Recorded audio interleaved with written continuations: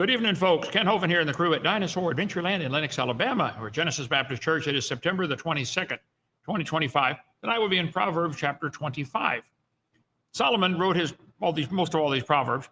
Hezekiah, who was a king much later, he copied out more of of Solomon's cool sayings. You need stuff bits of wisdom that he gave. We'll be talking about that in just a few minutes here. Let's see, we're on a bunch of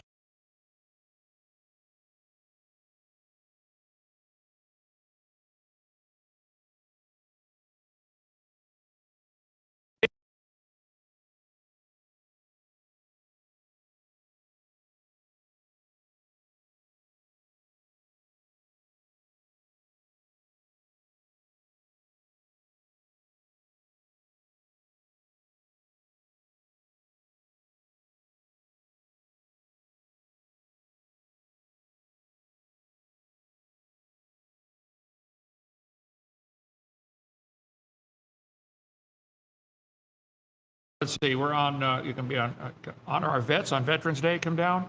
Join us for Thanksgiving, join us for Christmas, we'll be your family, okay? DAL is a great place to be.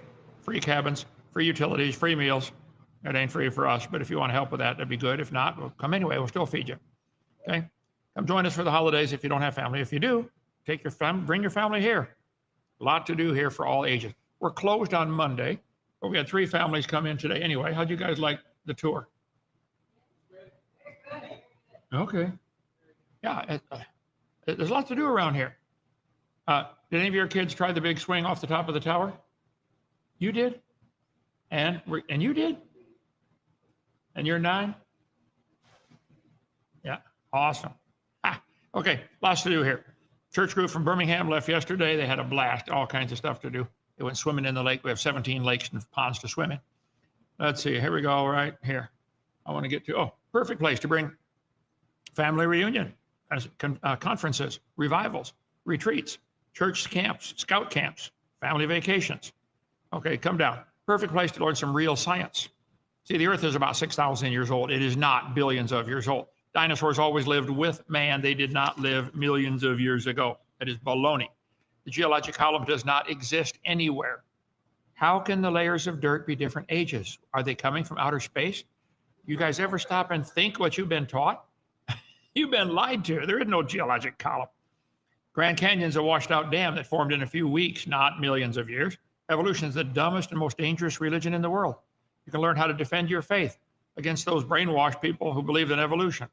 Okay, come on down. Let's see, I want to go to slide number 1, 2, 5, 3. Okay.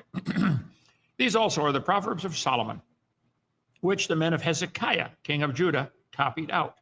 Hezekiah was king long after Solomon, and he did some dumb things, okay? You can study just the life of Hezekiah, one of the kings. He messed up, but hey, God used him in a great way, okay? It's the glory of God to conceal a matter. It's the honor of kings to search out a matter. Conceal a thing, search out a matter. Let's see. This business of God hiding things. He said, thou hast heard, see all this, and will you not declare? I have showed thee new things from this time, even hidden things, and thou didst not know them. The Bible talks about hidden things 6 different times. Be a good, cool study to go on your own, okay? Hidden thing. Take away the dross from the silver, and there shall come forth a vessel for the finer. We talked about this before.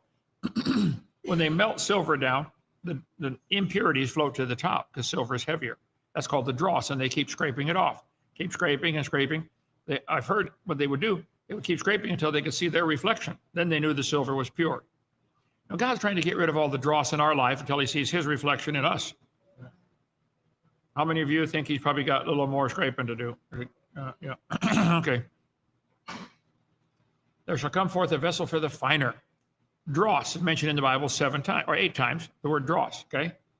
Thou puttest away all the wicked of the earth like dross. You scrape it off, throw it away. It's useless. Son of man, the house of Israel is to me become dross. You guys they become useless, okay? Silver ore is mined and heated to about 1700 degrees. So the silver melts and sinks while the impurity, the dross, floats to be skimmed off the top. And they're constantly scraping off the dross, and maybe God's putting you through the fire to get some impurities out of your life. Okay, take away the wicked from before the king, and his throne shall be established in righteousness. The analogy here is just like you take away the dross and it makes the silver pure, sometimes you got to get rid of certain people in your kingdom. Best just to get rid of them. Some of you got friends in your life you really ought to get rid of. Just, sorry, can't be my friend anymore. You know, founding fathers of this country knew the importance of capital punishment and a prison system. In my book here, I thought I had it. It's about the prison system, the one that I wrote called The Kennel. See if you can find that there, Joseph. It's a necessary component in a just society. They incorporated the death penalty in the early days of our Constitution. With the first Congress, made the U.S. Marshals responsible for carrying out federal executions, indicating their anticipation. They said, we're going to need this. Some people don't learn any other way. The first federal execution, Thomas Byrd, 1790, for murder and mutiny, carried out by hanging. Understanding of punishment was heavily influenced by English common law, particularly the writings of Sir Edward Coke, which describes severe penalties for treason, including drawing and quartering. That's where they would pull them 4 different directions and cut the people in 4 quarters while they're alive. They don't do that anymore. Okay. They later called that cruel and unusual in the 8th Amendment. So they still referred to executions like hanging or shooting. Stoning was a method of execution in the Bible. Stoning to death was prescribed in the Old Testament law as a punishment for certain sins. Sins that caused irreparable damage. You did something to somebody and the damage cannot be fixed. Irreparable damage. Public execution, like Jesus being crucified. This one guy was about to be hung one time, and this guy in the crowd said, "Do you think this is going to stop crime?" I said, "It will for him." That's for sure. It gives the victims closure. If somebody comes into your house to rob you, murders your wife and children, you don't want to see him in prison for the next 20 years and pay for his groceries. You want to see him hung, or get stoned or shot or something, electrocuted. It makes others afraid to do that crime. It's a lot cheaper than put in prison for 20 years. When I was in prison, I wrote my book, The Kennel. Did you find it, Joseph? Yeah, I got it. The Kennel. Okay. It's about the prison system. Under God's law, you fine them, beat them, or kill them. No prison time. I asked 1,000 guys while I was writing my book. I did a survey. I said, if you committed a crime and you were found guilty, and there's no question you're guilty, and the judge gave you an option, you want 5 years in prison or 20 lashes, which would you take? All but one said, I'd take the lashes. The other one said, I got nowhere to live anyway, I might as well stay in jail. Okay. For certain crimes, they should be executed, fine them, beat them, or kill them. In the Bible, you steal my sheep, you pay back 4 sheep. Everybody goes home happy. Great. Come steal another one. I got 4 this time. It just works. God's law is perfect. Problem is, in our American law, the congressmen and senators are allowed to own stock in the prison system. That's the problem, okay?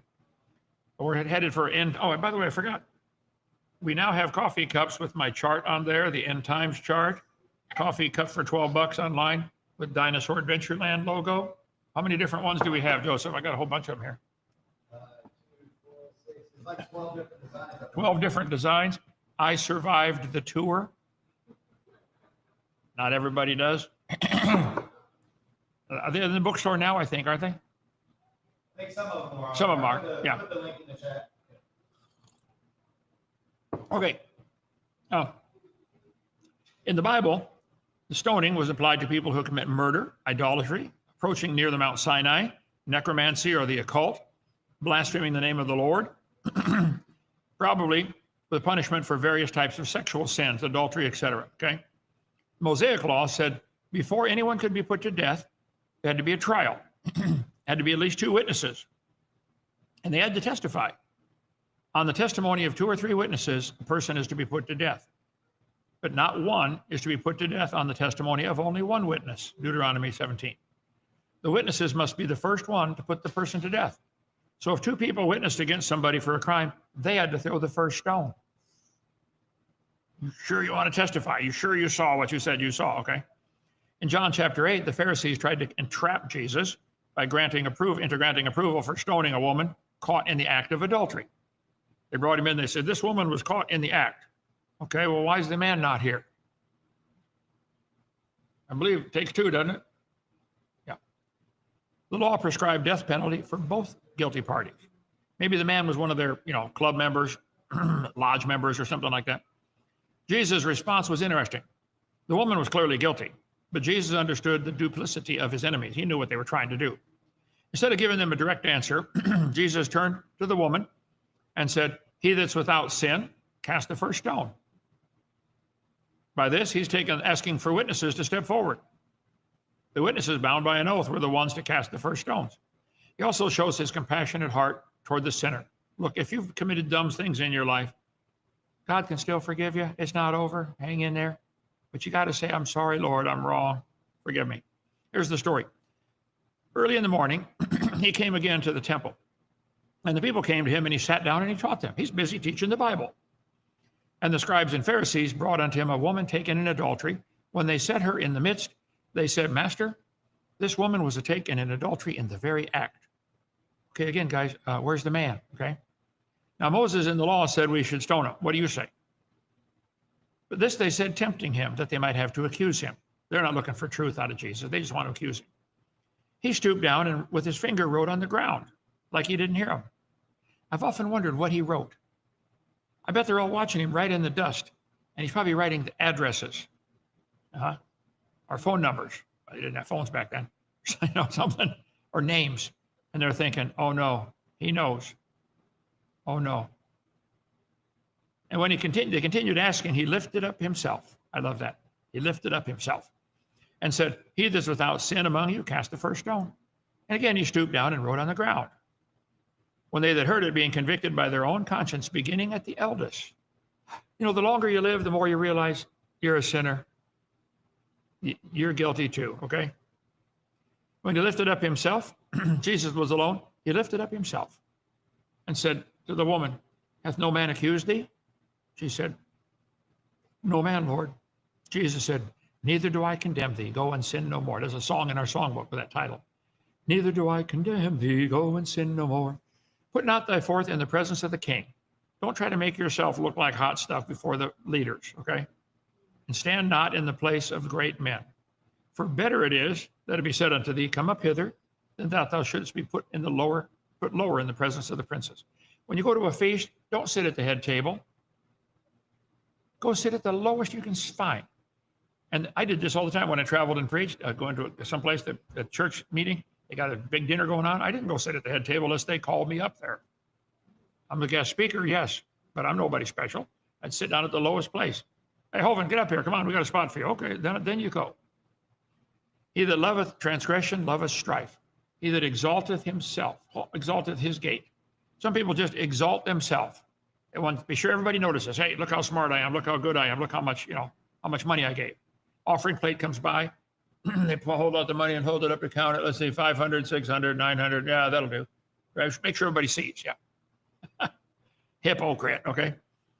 "Everyone that exalts himself shall be abased. Every high thing that exalteth itself against the knowledge of God bringeth into captivity every thought." Yeah.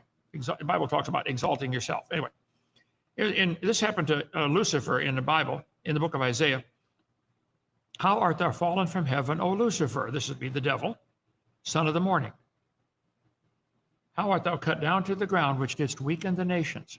For thou hast said in thine heart, I will ascend into heaven. I will exalt my throne. I will sit upon the mount of the congregation. I will ascend above the heights of the clouds. I will be like the Most High." See, the devil wants God's job, and he wants trying to exalt himself.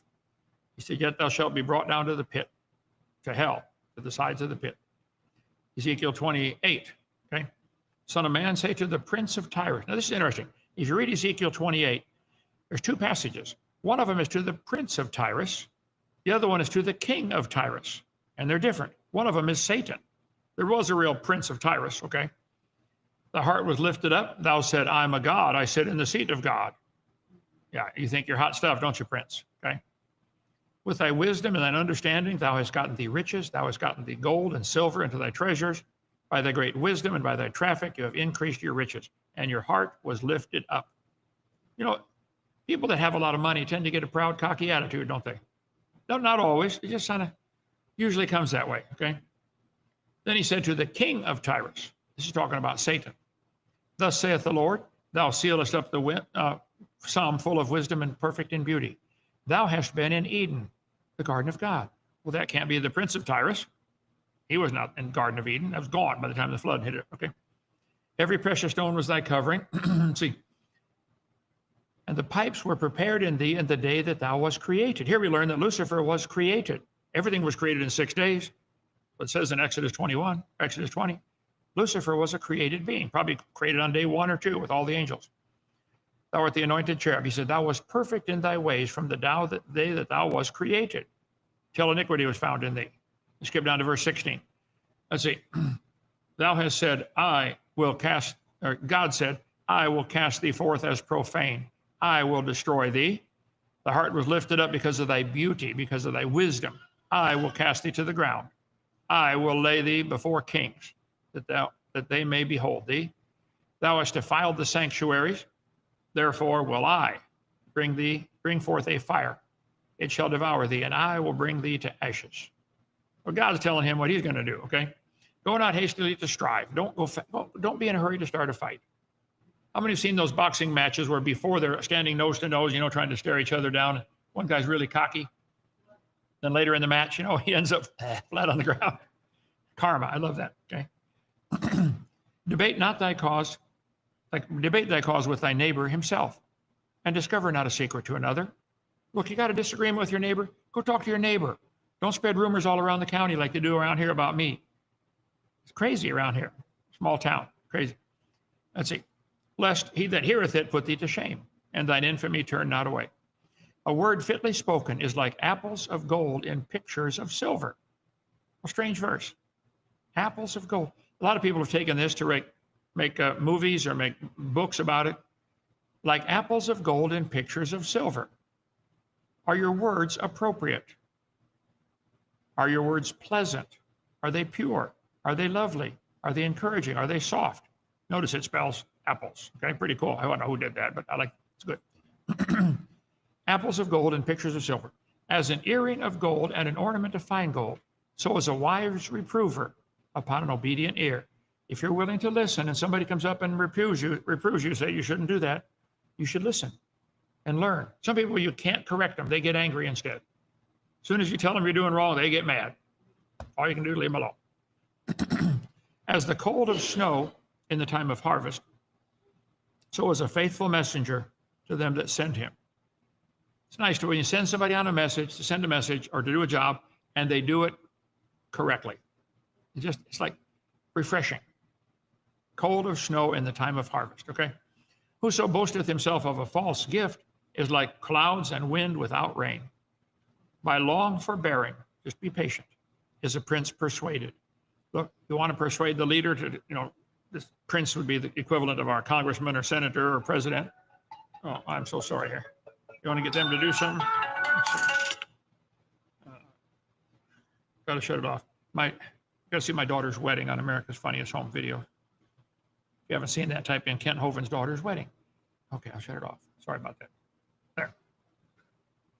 Okay. By long forbearing is a prince persuaded. Just be patient. Somebody wrote a comment on that one. The phrase long forbearing refers to patient submission and expectation, which can pacify a ruler whose anger might otherwise be inflamed. If you just oppose the ruler, he's going to get angry. You just patiently submit. Yes, sir, I will do what you ask. Would like to talk to you about that later if it's okay.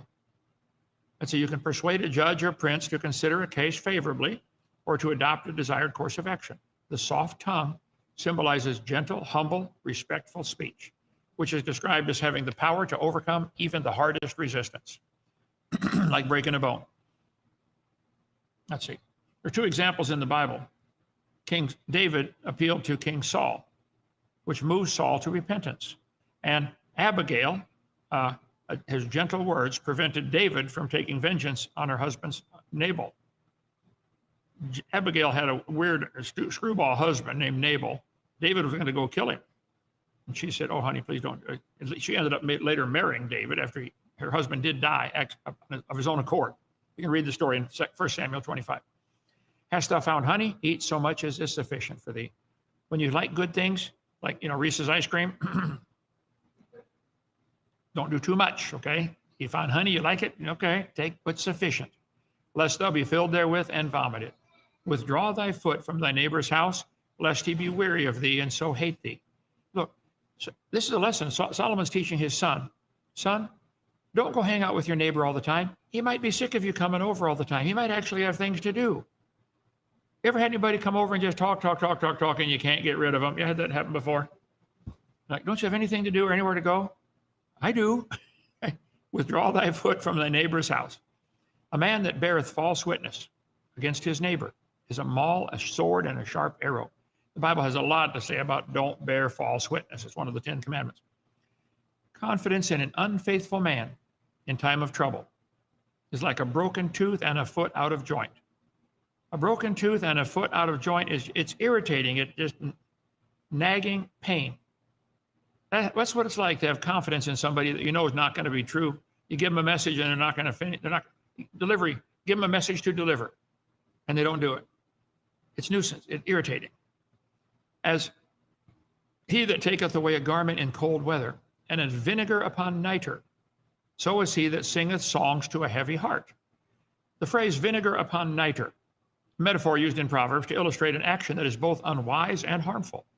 It refers to the chemical reaction you get when you put vinegar, which is an acid, and pour it onto nitre, which in this context is understood to be natron, a natural alkali, composed primarily of carbonate of soda found in ancient Egypt.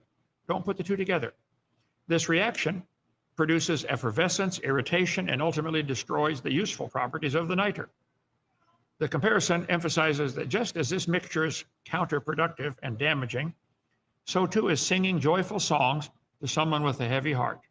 Look, when someone's mourning and got a heavy heart, it's not time to go and start joking with them. That's the time to put your arm around them and say, can I pray with you? Can I help you?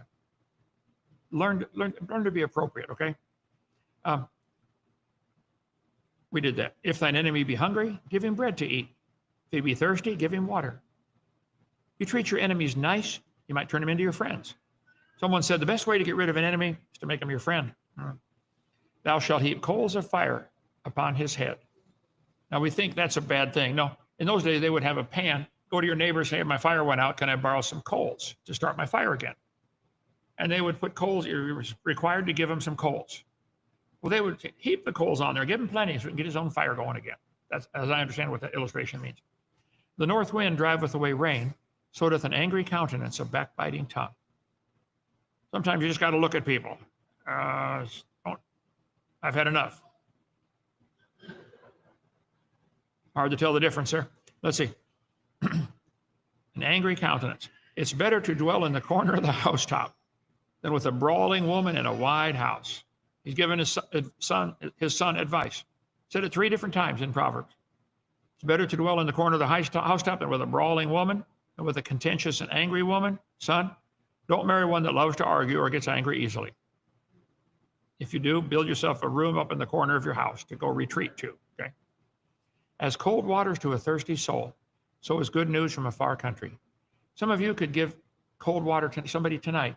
You could go home and write a text to somebody. You could write a letter to somebody, just make a phone call. Hey, haven't seen you in a while. How you doing? I'm praying for you.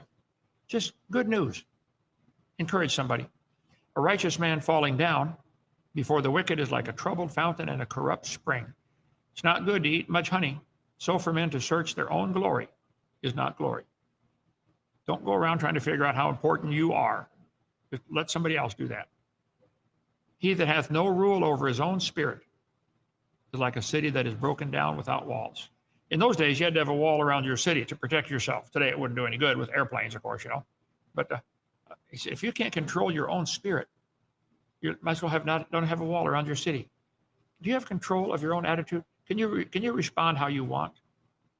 Can you be sweet and gentle even when they're screaming and yelling in your face?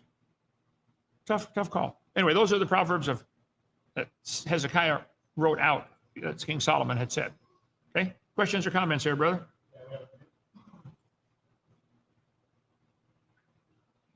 I'm a huge fan. How big are you? I love studying what you talk about and use it for apologetics. Thank you for what you do. How can I gain this? One can gain this knowledge. Well, you read about 10,000 books like I've done in my lifetime, and you have it. There's no shortcut. How do I contact Dr. Roman directly? 855 Big Dino, extension 3. I just gave somebody a number when the phone rang. It's probably them. Probably them. Okay. I'll turn it back on in a little while. Let's see. What age are children accountable for their salvation? I don't think there's a specific age. My daughter was 3, and she kept asking, Daddy, can I get saved? Daddy, I really want to get Jesus in my heart. I want to be sure I'm going to heaven. 3 years old. Okay. Some people are 5, 6, 7. I don't know. I don't think there's a number you can put on it. It's different with each child. Long-time listener, first-time commenter. Well, thank you for the comment. Not by might nor power, by my spirit. What is the meaning of this verse? It says, not by might nor by power, but by my spirit. God's the one who gets the victory. It doesn't matter how strong you are. If God's not on your side, you probably won't win. I think that's... Now, listen, anytime you don't know what a verse means, I highly recommend learn to use commentaries. People have been studying the Bible for centuries and have written commentaries. Doesn't mean they're all true. Just type in that verse and say commentary on and give the verse reference. And 50 things will come up. Matthew Henry did a great job in the late 1600s. Matthew Henry commentary. There are many good commentaries about verses in the Bible. Learn to use those. They'll really help you. Any more, Joseph? If you ever wished you'd be able to tell yourself when you were younger, the things you know, oh, I could have saved myself some scars, some broken bones. I could have saved myself some heartache if I had, like the old man said, too soon old, too late smart. Matthew Sneed on Rumble wants to know how many cabins are going to be in the ark. So far, we're planning on 10 cabins in the ark, okay? We need everything for them. I mean, simple stuff, electrical stuff, lights, outlets, wiring, toilets, sinks. We just go on donations here, okay? All right, if you want to help. If not, get out of the way. We're going to do it anyway. See you tomorrow, Proverbs 26. Bye-bye.